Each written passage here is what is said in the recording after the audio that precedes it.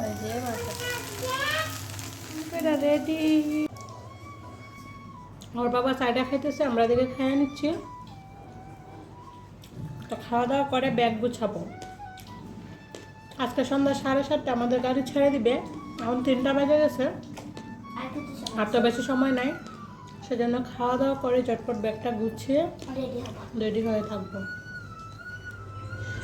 দাদুর বাড়ি যাওয়ার জন্য। ড্রেস ট্রেস পরে রেডি। তো বন্ধুরা এখন বাজে সন্ধ্যা 7টা। এই যে আমরা রেডি। তো 7:30টার দিকে আমাদের গাড়ি ছাড়বে। তো আমরা একটু পরেই বের হবো, কারণ বাসা থেকে তো বেশি সময় লাগে না যাইতে। তো এইতে রেডি হয়ে গেছি, ব্যাগ ট্যাগ সব রেডি। তো চলেন যাই, সবাই আশীর্বাদ করবেন যাতে সুন্দরভাবে পৌঁছাতে পারি। এইটা কিন্তু বেশ কিছুদিন আগের ভিডিও।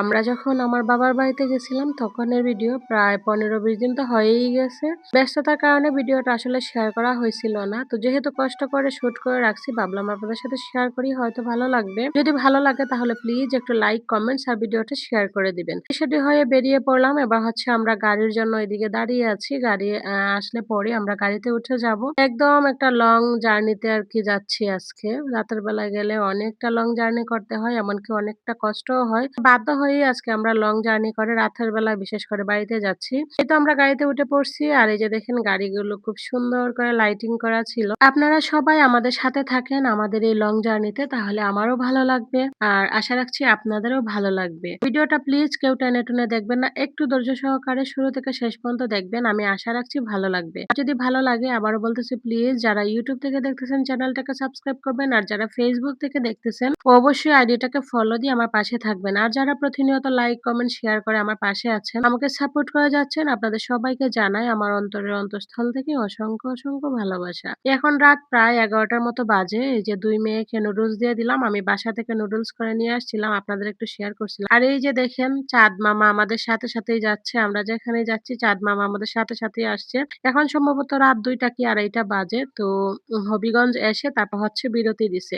এই তো আমরা এখন পানসি রেস্টুরেন্টে ঢুকে যাব। ঢুকে দেখি কি কি খাওয়া যায় আর কি। রাতের বেলা জার্নিটা আমার একদম পছন্দ না। আমার খুব মানে বিশেষ করে ভয় হয়। তো যখন আসলে কোনো উপায় থাকে না তখন বাধ্য হয়ে রাতের বেলায় যাইতে হয়। আমার শ্বশুরবাড়ির দিক দিয়ে গেলে দিনের বেলা আমরা খুব সুন্দর রিল্যাক্সে মানে অল্প সময়ের মধ্যে যাইতে পারি। যখন দেখি যে ওইদিকে রাস্তা আসলে সেরকম ভালো থাকে না, তখন বাধ্য হয়ে রাতের বেলা হচ্ছে আমার বাবার বাড়ির এদিক দিয়েই যেতে হয়। তো এবারও সেই পরিস্থিতি। এখন হচ্ছে আমার শ্বশুরবাড়ির এদিকে নৌকা যায় না। রাস্তাঘাট খুব খারাপ। মোটরসাইকেল দিয়ে যাতায়াত করতে হয়। বিশেষ করে বৃষ্টি হওয়াতে রাস্তা অনেক পিছলা হয়ে যায়, যেহেতু হাওরের মধ্যে দিয়ে রাস্তা। তো সেজন্য আমরা শ্বশুরবাড়ি দিয়ে না গিয়ে যাচ্ছি হচ্ছে আমার বাবার বাড়ি দিয়ে। আর আমার বাবার বাড়ি দিয়ে গেলে রাতের জার্নিটা একটু ভালো হয়, জ্যাম-ট্যাম একটু কম থাকে। এমনিতে তো সারা রাত লাগে, তবে দিনের বেলা গেলে আরো বেশি সময় লাগে। সেজন্য বাধ্য হয়ে এই রাতের বেলা যাচ্ছি। আর এই যে দেখেন এদিকে হচ্ছে আমাদের সবার জন্য একটা একটা করে চিকেন বার্গার নিয়ে নিলাম, আর তার সাথে হচ্ছে কফি। বিশেষ করে কফিটা খাওয়ার পরে এত রিল্যাক্স লাগছিল, মানে এত ভালো লাগছিল কি বলবো, অন্যরকম একটা ফ্রেশনেস কাজ করছিল।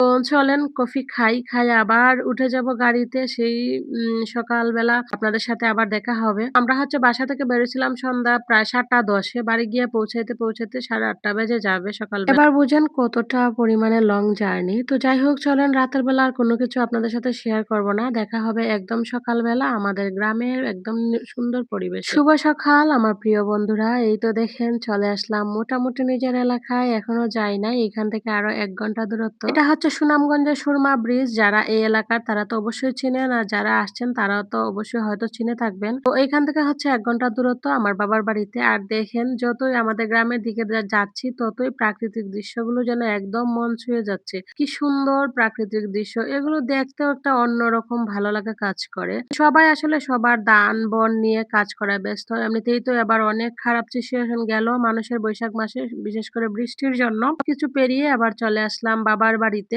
এই জায়গাটা পাড়া দেওয়ার মধ্যে অন্যরকম একটা শান্তি কাজ করতেছে। মনে হচ্ছে যেন আমি আমার মায়ের কাছে চলে আসছি। আমরা চলেই আসছি ওই যে সামনের মোড়টা গেলেই, তারপরে একটু সামনে আমাদের বাড়ি। তো চলেন আজকের মতো ভিডিওটা এখানেই শেষ করি। সবাই ভালো থাকবেন, সুস্থ থাকবেন। দেখা হবে আবারও নতুন ভিডিওতে।